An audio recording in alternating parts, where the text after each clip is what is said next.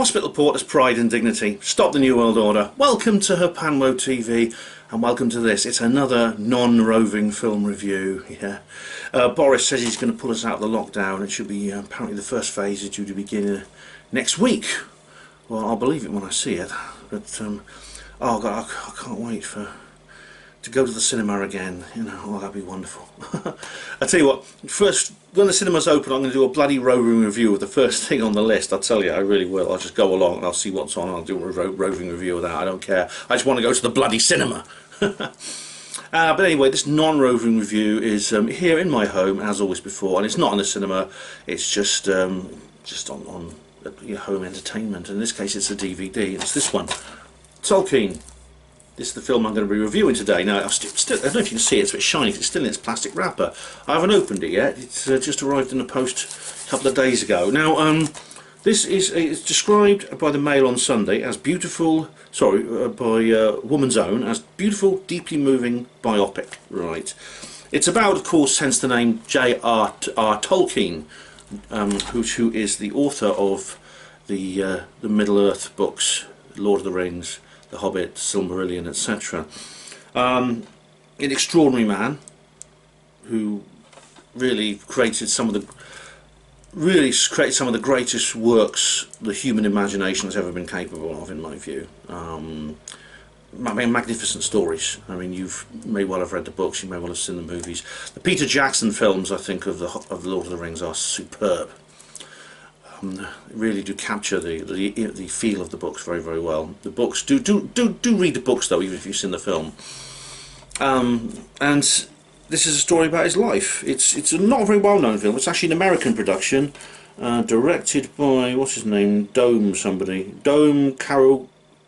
Karakowski. Never heard of him. I don't think he's a very well known actor. But there's Nicholas Hoult, Lily Collins, Derek Jacobi is one actor in there who's very, very famous. He's been acting for a long time. He played a hospital porter once. Oh, what was that in? I should know these things, you know. I'm the guardian of the traditions and history of the hospital portering service. Why don't I know that? Ooh. Ah, yeah, I know Paul McGann played a hospital porter in a really shitty film called Paper Mask. But I remember the Derek Jacobi film was actually quite good. Anyway, I digress. This is the film I'm going to watch. Now, this is a film, it's like Tesla. Do you remember I was going to do a roving review of Tesla and I couldn't because it never went, because the lockdown came about before I had the chance to go on to general release. This is my fault. I didn't see this in the cinema. I was going to do a roving review of it in the cinema and I didn't. And this time it's my fault. This was actually a few months before Tesla and there was no lockdown. It's just it came and went in the cinema and I didn't take the opportunity to go and see it and review it, which I should have done. I always thought, oh, well, it doesn't matter, I'll go and see it. I'll go and see it at the Phoenix. They was or the Ultimate, because they will show the old films. But I should have done. I should have taken the opportunity. You've got to realise, I mean, this is the thing. If it's a film, unless it's like some big A-list release, like the Star Wars or something like that, films generally are not in the cinema for very long. Some of them, like this, is obviously not a very. I don't think it's a very high budget movie. I think it's kind of like a less. I mean, obviously, it's not really very, very famous in terms of direction and cast. Some of them are only in there a week. You have to go and see them when they're there, and some of them sometimes only get like 2 showings a day or something, and then that's it for a week, and then that's it. And I should have done it, and I didn't. So I apologise for that, ladies and gentlemen, Herpanwo TV viewers. I hope this will suffice. As I said, with Tesla, it wasn't my fault because Tesla was released at a very bad time. Literally, it was released just when the lockdown was beginning. It got 1 showing in 1 cinema, I think, in the United States, and that was it. But I won't miss that opportunity again, I promise you. So, well, with no further ado, let's go and watch Tolkien and see what it's like. It should give us a bit of insight into the man behind the myths of the books.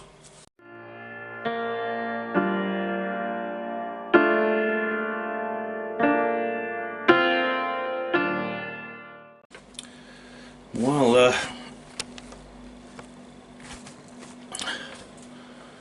I think that was a film it would have been good to see in the cinema, actually.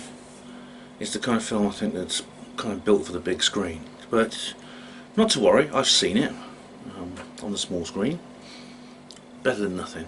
But yeah, I do regret, I suppose, not seeing that in the cinema. That would have been good.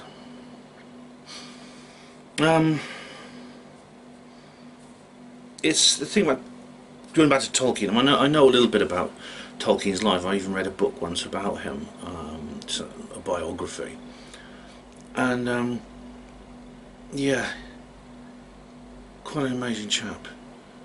And this film is it kind of ties in with both himself and the world he created, this imaginary world.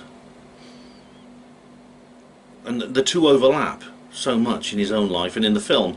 I mean, some of the film is told in flashbacks with him as a soldier in the Great War, because like most men of his generation, he fought in that horrible European Brothers' War, that horrible waste, pointless slaughter that took place over more than 4 years. And it's interesting actually, because in the course of the film, the images of the war with Tolkien as a soldier in the trenches, it's interspersed with images from his imagination.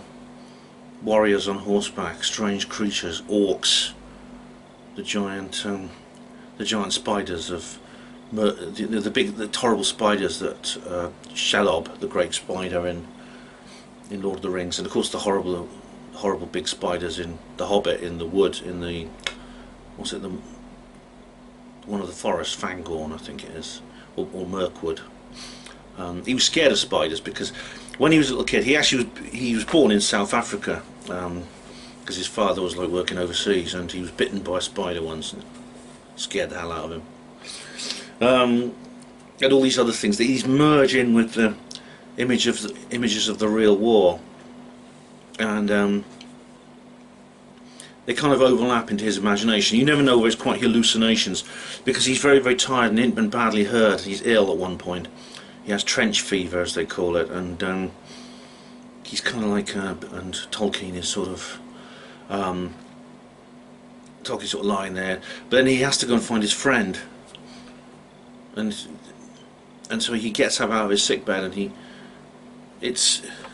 he insists on going to find his friend, so he goes along the trenches, and he's got this guy with him because he's a batman, I think they call it, because he's like a junior officer, lieutenant I think, and he has this batman, this man who goes around called Sam. And I mean, there's lots of very graphic scenes. For example, the war scenes are very graphic. This is only 12 certificate, and that surprised me actually, because the battle scenes are very graphic. You see people getting shot, getting burned by flamethrowers, being blown up by shells, and then at one point there's like a big pool of water, but the water's stained red with blood, and there's bodies all around, and Tolkien's left in this like pool of blood, and he says, it's funny because like he's got his Batman Sam, this young soldier. He says, "I'm glad you're with me, Sam," and it's like, of course that is a line from Lord of the Rings. Samwise Gamgee, Frodo's loyal friend who accompanies him all the way on his adventures. It's like it's yeah, he understood, I think, something that's almost, I think he understood. Tolkien's books contain a lot of references to brotherly love, which is very, it's not really a very well known concept these days, because the Greeks have different words for different love. I mean, there's like eros, which is love of a woman, between a man and a woman, sexual, and then there's agape, the love, it's cosmic love, and then there's also they had another word, I can't remember what it was, for love between, like platonic love. Platonic, of course, refers to Plato, who was Greek. That is either platonic love between a man and woman who are friends, or two men or two women, or a group of men and a group of women, and the film really encapsulates that enormously. It really, really does. And you see this crossover between Lord of the Rings, especially if you know the books well, you've read what's in the films, you'll see it's like the battle scenes are like the land of Mordor. The description of the land of Mordor is it's like a dead land. There's nothing alive. It's just volcanic pits, and it's Mount Doom is in the centre. This volcano, which is constantly erupting and spewing fire and brimstone all over the landscape. But Frodo Baggins has to carry this ring to Mount Doom, the ring which is the source of all the evil in the world, and he has to destroy it. It's kind of like almost an inversion of Pandora's box. Pandora opened the casket with the evil in the world, and then Frodo Baggins has to get rid of it. It's for Tolkien, really, because he studied all these kinds of mythology and things like that, and he understood things like that. And of course, you could say it's a hallucination because he's so ill and he's so tired, and he's lying there on this battlefield, and of course, it's like a hallucination. At one point, he's half sick, but when they go over the top, when the soldiers go over the top to charge the enemy trenches, he goes with them, even though he's got a blanket round him. He's sick, and he's looking for his friend Geoffrey, one of these group of boys who were friends at school. These four guys who form a kind of club, and it's this kind of like band of brothers, as William Shakespeare called it. And there's lots of the trees. I mean, it's a beautifully shot film. There's a lot of images of countryside and trees, and of course, they talk about trees in the film. Like he talks at the end. He talks to his own children about trees, about talking to the trees and listening to the trees. And trees play a huge role in Tolkien's fiction. Trees appear in many scenes. I mean, of course, the ultimate of treeness in the Tolkienian universe is the Ents, who are like not living trees, but walking trees, sort of animalistic trees.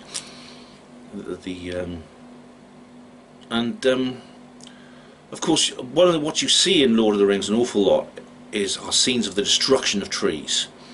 In the film, of course, you see Saruman pulling the great trees down in the park around Isengard to fuel the furnaces to create his army. And there's many scenes in the book of the destruction of trees which don't appear in the film, like the tree outside the entrance to the Mines of Moria, and in the final segment where Saruman, this is not in the film, but Saruman scourges the Shire by destroying the trees. And for Tolkien, the destruction of trees was like it was a very powerful motif of evil. It was the cipher of barbarism, and I think that may come back to where he lived, because he actually grew up in a place called Sarhol. Now, Sarhol was a little village where he spent his childhood, and you won't know where Sarhol is today, but Sarhol still exists, but it's inside a suburb of Birmingham.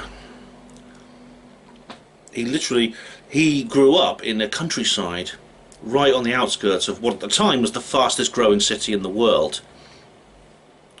And Birmingham, of course, expanded to become Britain's second city, and swallowed up all these beautiful country scenes and it just ploughed them over with concrete and brick. And I have to say, no offence to Dave Hodrian and other Birmingham people I know, but the architecture of Birmingham has a lot to be desired, shall we say. I think it was built in a hurry through the Victorian period and through the 20th century, and it's to create factories and sheep factories and canal terminuses and things like that, and definitely.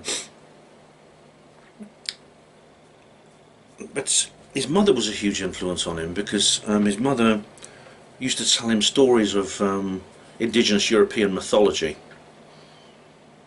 You'll probably guess by now that J.R. Tolkien is one of the most cancelled people in the modern world. He's been cancelled he's been cancelled so many times I don't think it matters anymore, but he's been cancelled for one reason or another. I mean, I think he's a testimony to the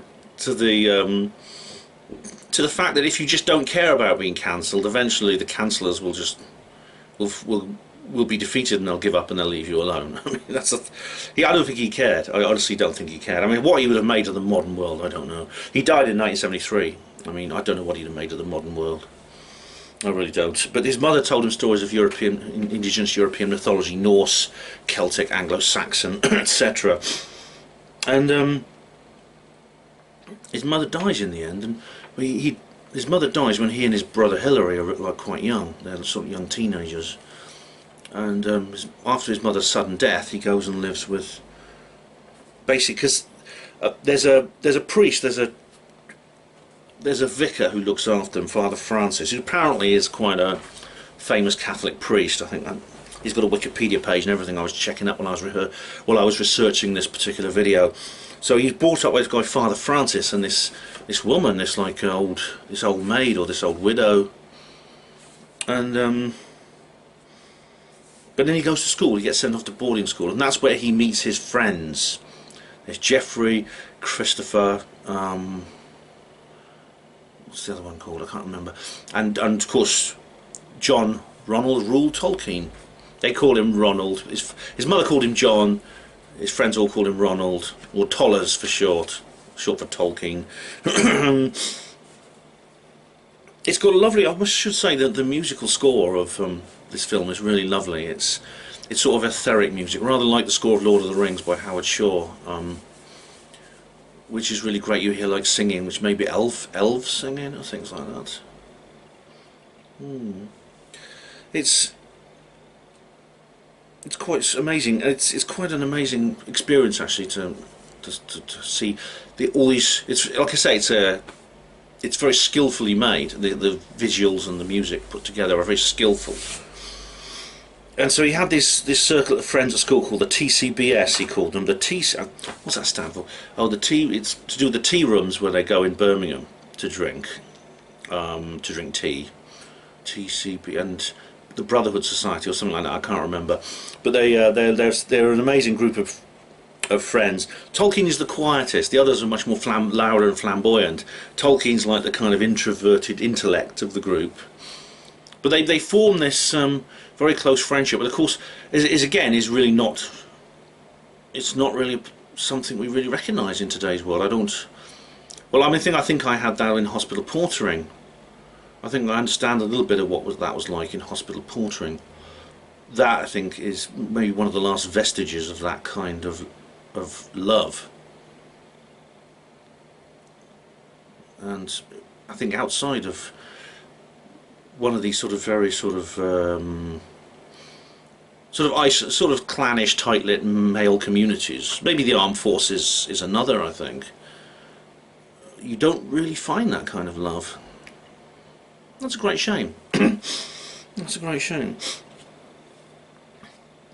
But he was actually inventing languages before he started writing the books. I mean, the books, of course, are incredibly detailed. I mean, this is why I called it one of the supreme achievements of human imagination, because Middle Earth, it's more than just a setting for the story. The stories, The Hobbit and Lord of the Rings, are kind of just books written in the Middle Earth universe. But the Middle Earth universe itself, Tolkien dedicated his life to inventing a universe which is as complex and detailed as the one we're in now.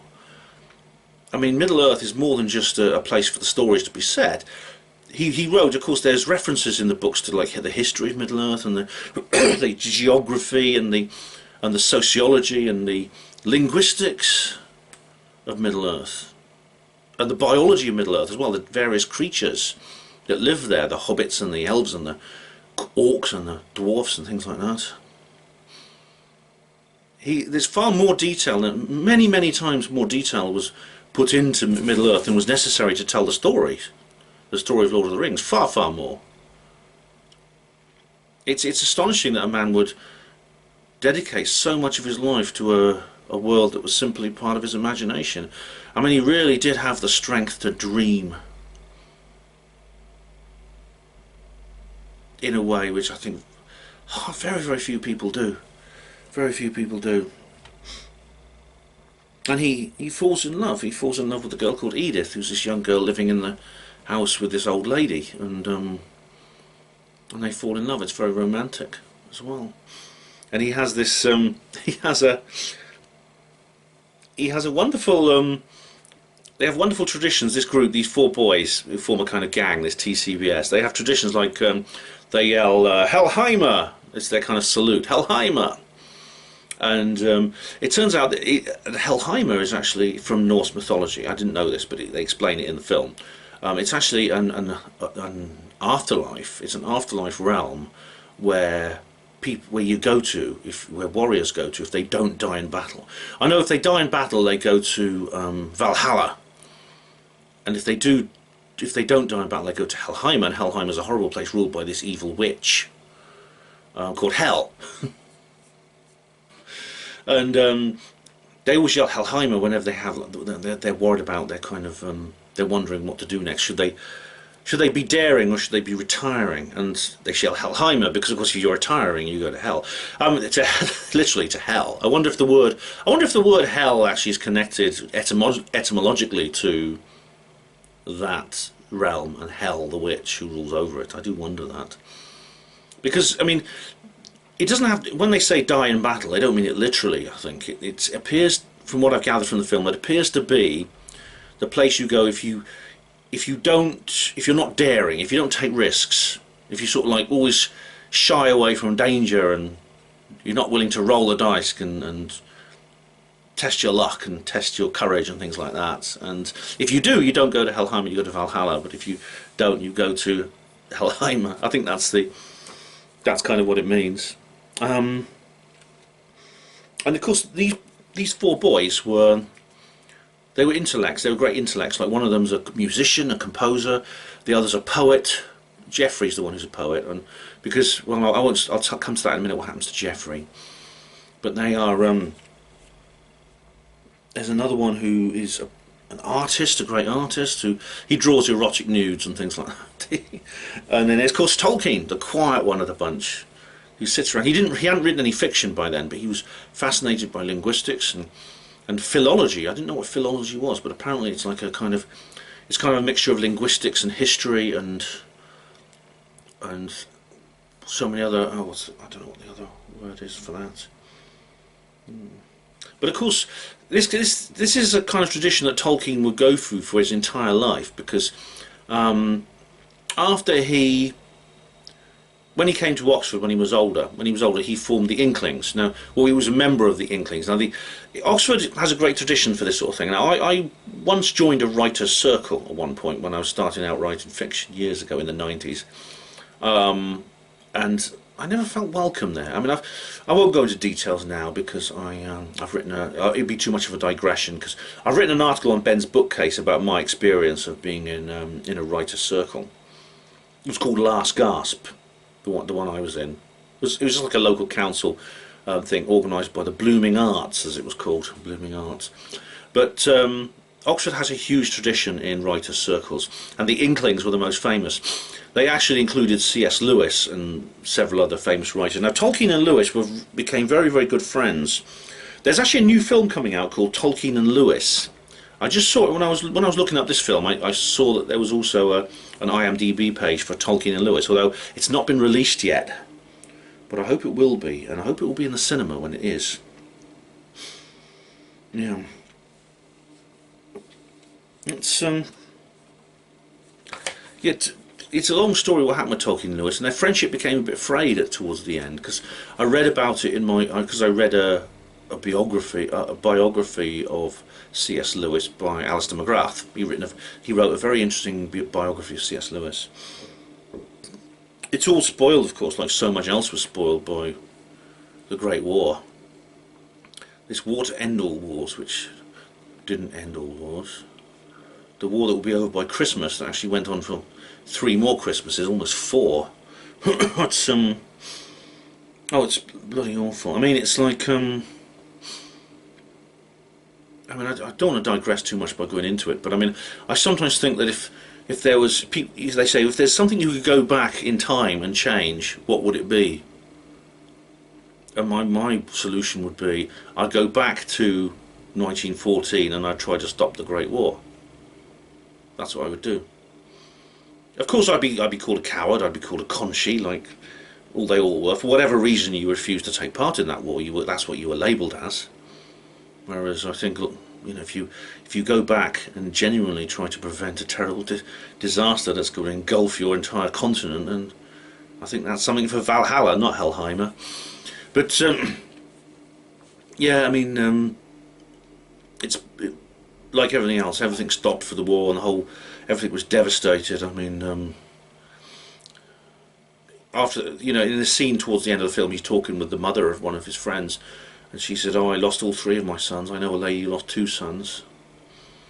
And that's the thing, you see, unfortunately, only Ronald and Christopher actually survived the war. Christopher, the composer. And the other 2, Geoffrey and the other one, they die. And see, it was Geoffrey that Tolkien was trying to find, and he hallucinates, and he sees him on the battlefield along with the mythical creatures that are a part of his imagination. It's very sad. It's like it's a very triste film. It's very well done. It's very emotional. It's an emotive story. And he loses his friend like that. But as is often the case, you know, there's wonderful joy comes out of it all too. I mean, when he's lying there in that pool of blood, and he's saying, "I'm glad you're with me, Sam,"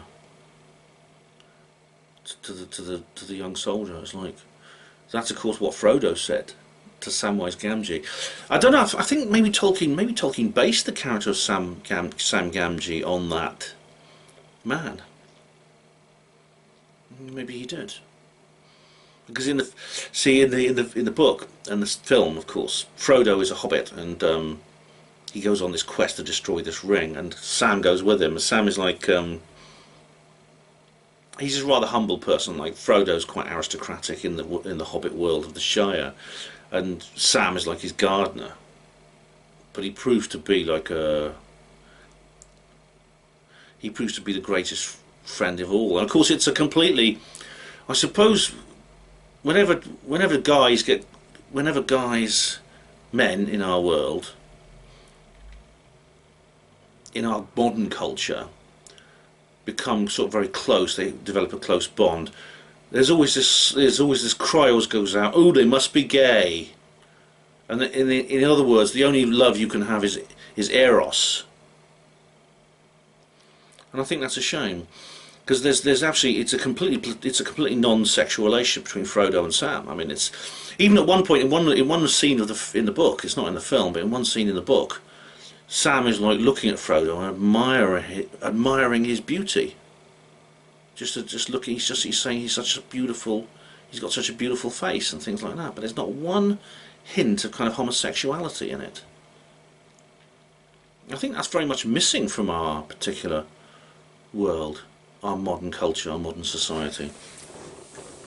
And I think that I'm impressed actually. The filmmakers of this particular film, these American filmmakers who produced this film, Tolkien, I think they've decided to shout Hellheimer and be daring, because there's no diversity in this, none at all.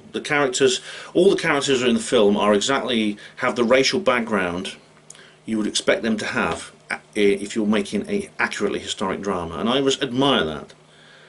And they've obviously made the decision, you know, that to hell with the cancellations, we're just going to do the film the way we want to do it, and that's really good. I wish more people would do that. I wish people would stop cucking out to the woke agenda in movies. I wish they would. And these people don't cuck out to it. They stand up to it. They stand up and say, no, we know what we're going to call racist. It's not diverse. It's too fucking white, and all this sort of thing. And they say, no, sod that. Of course it's white. It's set in Britain in the early 20th century. Of course it's going to be white. That's what most people were in those days.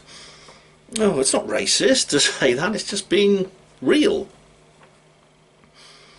I should say a little bit about. I should certainly say something about Tolkien's love life, because he's engaged. It's quite an amazing relationship, because meets this young girl Edith when he's like at school, and he's living at this house, and she's like just she's like a I forgot what they call it, but she's just basically there to play the piano for this old lady, and they fall in love, and it's like there's this amazing thing. They go to the opera. They go to the opera to see Wagner. Another reason Tolkien was cancelled.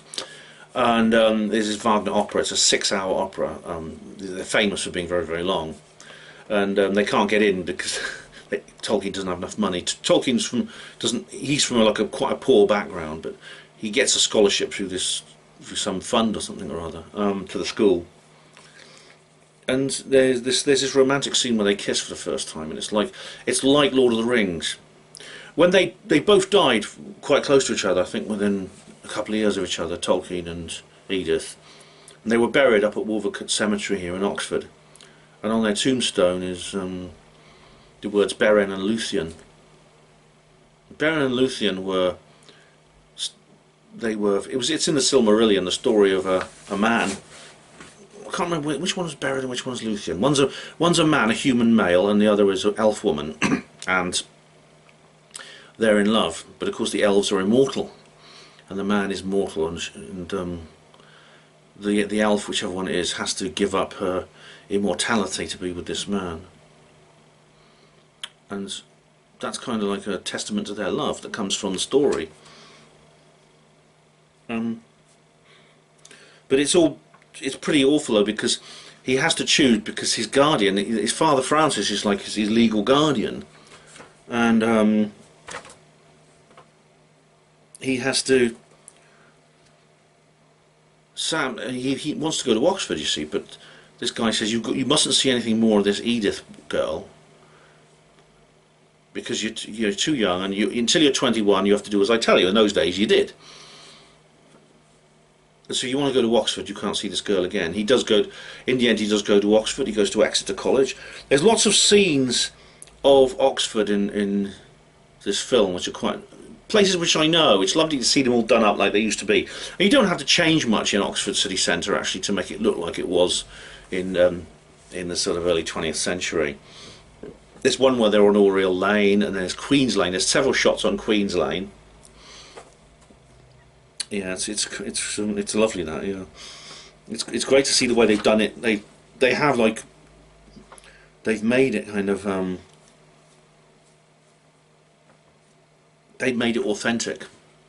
I remember when they were. I think I went down Queens. I was walking down Queen's Lane once a couple of years ago, and I saw it had been done up to a film set. I'm not sure. I don't think it was this film, but it was another film. But they often are filming things around Oxford. I see people wearing costumes.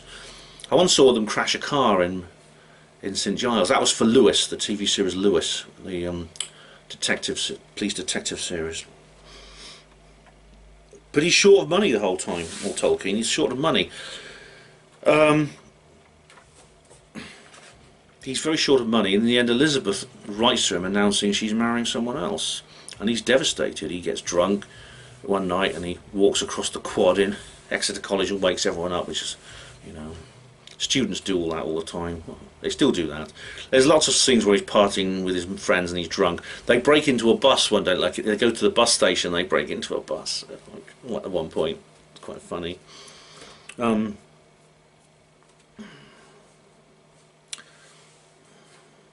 But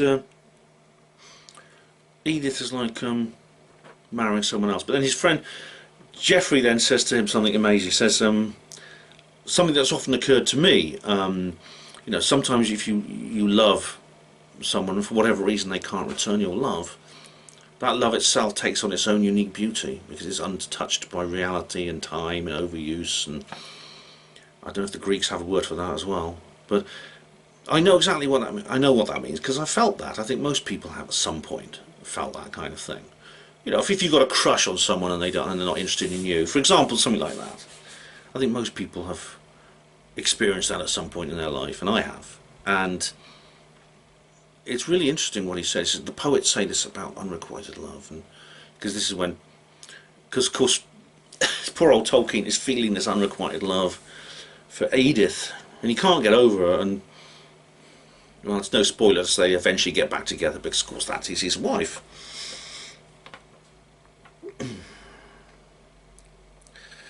Yeah. Then he meets Professor Joseph Wright. Now, this is someone I wish I'd had a teacher at school like this guy, because this is Derek Jacobi's character, who's really sort of this charismatic old man, who's like really, he's just really like jolly and wise and full of wisdom. He's full of knowledge, but he's full of understanding and full of the ability to communicate it. You know, he's got the gift of the gab. And he's walking through university parks with young Tolkien, and Tolkien desperately wants a scholarship in his class. And he says, "Look at that! A young child points at a tree." And he had humble background. I think he talks in this North Country accent. Young child points at a tree and says, "It's just a tree, but that word means so much." It's the tree he kisses under for the first time he meets his sweetheart. He plays in it. He sees it when he goes off to war, and he hobbles home and sees it again, and things like that. It's an amazing scene. It says a lot about that character. And like Tolkien basically is desperate to be a part of his class. And then of course the war ends, and it's like, that's it. There's only two of them survive, and then it goes forward a few years to when Tolkien's actually a professor at Oxford, and then he's out with his family one day, and he says, "What if?" He said, "What if I wanted to write a story?" And it's like he's just walking through the woods with his wife and his children, and they're going, "You know, it's a story about fellowship and magic and dragons. It's got wizards and it's all kinds of things. It's going to be a very long book." In the final scene, he's sitting down with his pen, with his unique handwriting, and he says, "In a hole in the ground there lived a hobbit," which of course is the first line of The Hobbit, the famous story of The Hobbit. And it's interesting that it's a fascinating thing that the hobbits are amazing creatures because they don't exist in any mythology. I mean, things, elves and dwarfs, dragons, wizards, of course they are beings that have been borrowed out of existing mythology. They already exist in mythologies and in other fantasy stories, although some people say that Tolkien actually invented modern fantasy fiction. Although it existed before him, he kind of popularised it, and he sort of inspired all the great fantasy authors of the modern world are inspired by Tolkien to one extent or another. But you know, elves, dwarfs, wizards, they existed before. But the hobbits are a unique creation of Tolkien. They're absolutely unique to him. Diminutive humanoids, described as being like about 3/4 the size of a human, big feet, big hairy feet. But it's amazing that he would choose these as his central protagonists of his major fiction, because the considering like he clearly admires martial courage. I mean, like there's lots of scenes of battles and things like that, and he's influenced by the very masculine archetypes of warriors and fighting for a noble cause and things like that, and sort of greatness in that, like there's these major human figures in Lord of the Rings, like King Theoden and Boromir and Faramir and Aragorn. Yet the main figures are these little diminutive humanoids. I mean, hobbits are like strange. You see, in a sense, Tolkien was like he loved the old world. He loved oldness. I'll say a bit more about that in a minute. I feel a Boudica moment coming on. All right, so I'll get to that in a minute. But he loved the old kind of worlds, and the hobbits they're not habitually adventurous creatures. I mean, in the Hobbit novel, it begins with Bilbo Baggins, fighting against these two sides inside him because the dwarves want to encourage him to be adventurous. And he says, "No, I have my lovely hobbit hole here. I don't want to go," and things like that. But the hobbits are naturally, they're naturally. What is it? They said they just loved the land. They loved fresh-tilled earth and beer and pipeweed, which is like something they smoke like tobacco, and good food and Hobbits are not great warriors, and they have no magical powers. Yet they decide the fate of all, as the Galadriel, the narrator, says in the first Lord of the Rings movie. Hobbits decide the fate of everyone. So it's almost like, where does the Hobbit strength come from?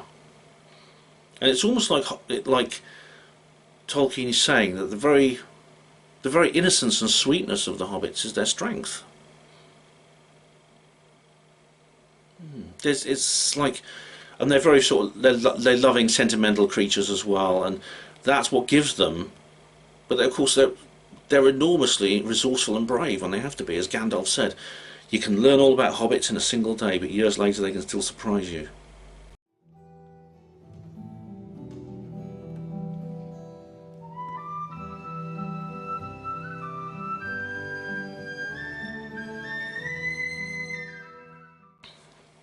You know that the image of the Shire in Lord of the Rings, the description of the Hobbit holes, and the Hobbit holes are like they're like farmhouses underground, and the holes just have these doors, these round doors that look out, and there's gardens and there's pasture and there's farms and things like that. It's like this is Tolkien's vision of paradise for him. He was very much a traditionalist. As I said, he's been bloody cancelled, hasn't he? Of course he has. But I think he was in touch with some truly deep spiritual forces. I said earlier that I thought that Tolkien's world was imaginary, but just how is imaginary unreal in a sense? I mean, what can be imaginary can be as real as anything in the so-called real world. As one of the characters in C.S. Lewis's books, the Chronicles of Narnia, it's like he says, if this is the real world, he says, I can't remember the exact words, the character's called Puddleglum, I can't remember the exact words he said, but if this is the real one, it strikes me as a pretty poor one. Maybe we're just making up games, maybe we're just imagining things. But we can make up an imaginary world that licks your real world hollow. He says, I'm going to live like a Narnian, even if there is no Narnia. Things like that. These works of the imagination, these mythologies that go back into the traditions. All cultures around the world have a mythology. They have legends, and these legends, strangely enough, are very similar, regardless of where you happen to be in the world. Even cultures that had no contact often come up with the same archetypes. It's like there's something deep inside us, at the sort of collective unconscious, as Jung called it, at that level, which I think that the Illuminati, the deep state, whatever you want to call them, they're trying to cut us off from that connection to our ancestors and our past, using the various methods that the Illuminati do to mess us up, to mess up our world, to mess up our mind, to mess up our societies. They're trying to destroy that. They're trying to break that contact, that communication with our ancestral beings, with the spirits of our forefathers and the divine being, the divine spiritual beings that watch over us. They're trying to break that apart. They have been doing in this country since the Roman conquest, I think. That was why the Romans were so keen to destroy Anglesey, where the Druids were, because the Druids, not only do they control the gold supply from Ireland, of course, I mean that is an element to it, I know, because they control the gold trade, but they also were the spiritual, they were shamanic guides of the British people. And just because it's 2,000 years ago, what should change? They're trying to do the same thing now. They're trying to do the same thing to us now. Tolkien, I think, was a shaman in his own way. He had some kind of deep subconscious connection to the spiritual collective unconscious of humanity. This is why he was drawn to the mythology of his own his own nationality, that is the Europeans, through his love of Anglo-Saxon, ancient, of Old English. He was the professor of Old English, and he was interested in Celtic and Norse mythology as well, and indigenous European mythology of all kinds.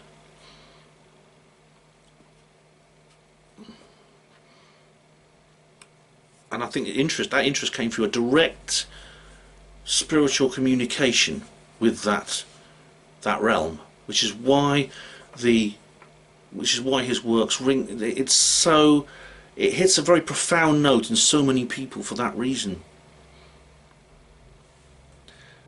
And that is, of course, that's why he's cancelled at the end of the day, isn't it? Because the powers that be, or shouldn't be in this world, don't want that. They can't rule us, and they can't control us, and they can't destroy us, as long as we maintain that connection. And J.R.R. Tolkien helps us make that connection.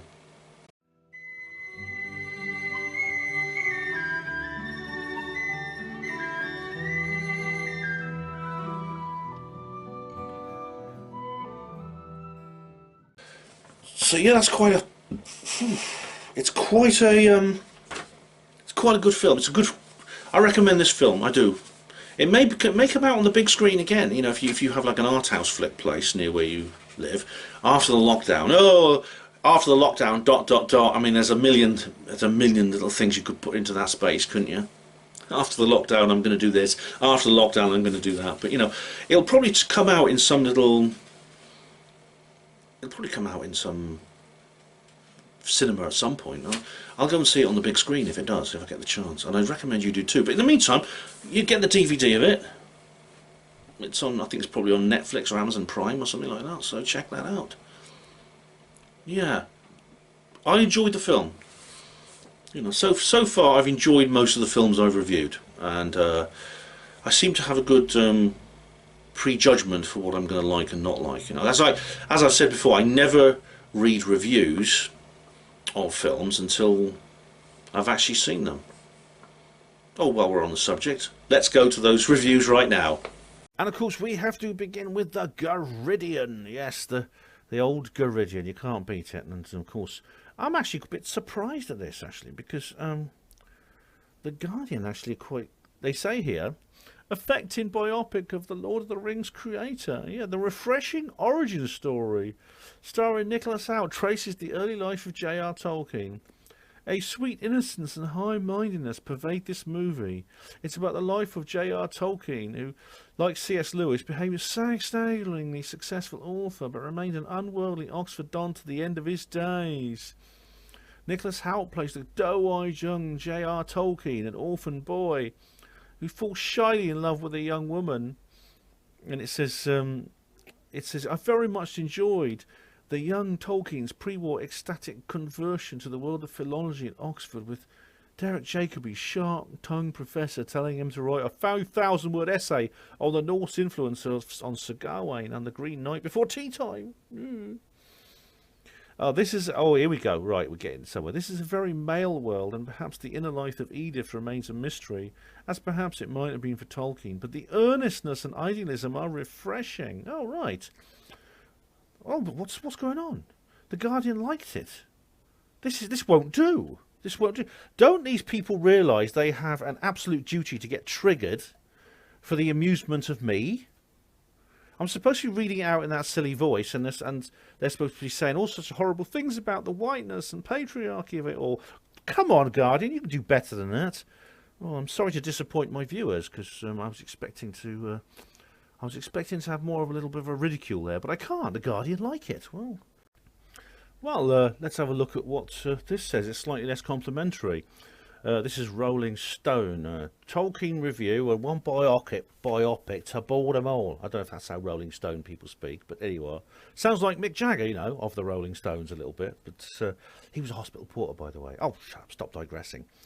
It says, Tolkien review and one biopic to bore them all. A dull tale of Lord of the Rings author's life doesn't do justice to his backstory or his breathtaking imagination.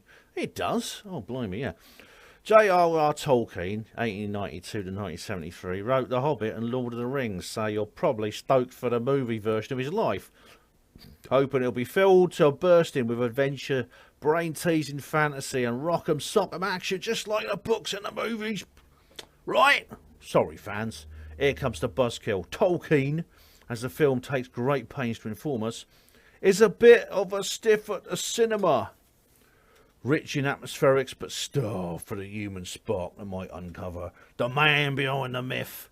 No one can really blame the terrific Nicholas Hoult, who invests his considerable talent and searching energy into playing the young John Rule Tolkien since his days as a child actor. Well, bloody blah.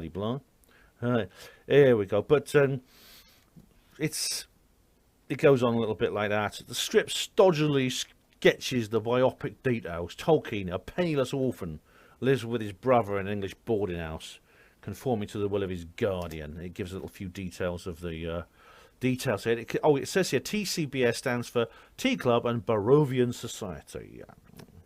Here's to mention the films. It's here to mention should be made of the film's unfortunate framing device that toggles between Tolkien's school days and his horrific time in the World War I trenches during the Battle of the Somme. Yeah, it says here the references are relentless. Never mind, it's insulting to think that the movie's subject would tolerate seeing essential moments of his life reduced to mere building blocks in a literary origin story. Those who advocate for Tolkien's true genius will be uttering the same three words as long as the credits roll. Make it stop. Well, you know, I think maybe the reason this person has this attitude, it could be simply because it's not a biopic about Tolkien's entire life. It only basically covers his first 30 years. It's not really a because of course he lived a lot longer. He was like how old was he? He was like 80 odd when he died. So maybe that's the problem. I think it was actually not boring at all, and I don't think it was these other things he said. I actually didn't think it was. I think it did do justice in a way. I think it did justice very much to his life. It portrayed him as he was at that time. So, but anyway, each their own. So, that was Tolkien. I enjoyed the film, and yeah, I'll probably watch it again sometimes. In the meantime, there's going to be another video coming soon, so keep your eye on the channel. If you subscribe to me on Odyssey, you'll see that I'm backing up all my catalogue onto there as well, so you know, you can't put all your eggs in the YouTube basket these days, so check that out as well. Thank you very much for watching. Hospital Porters, Pride and Dignity, stop the New World Order.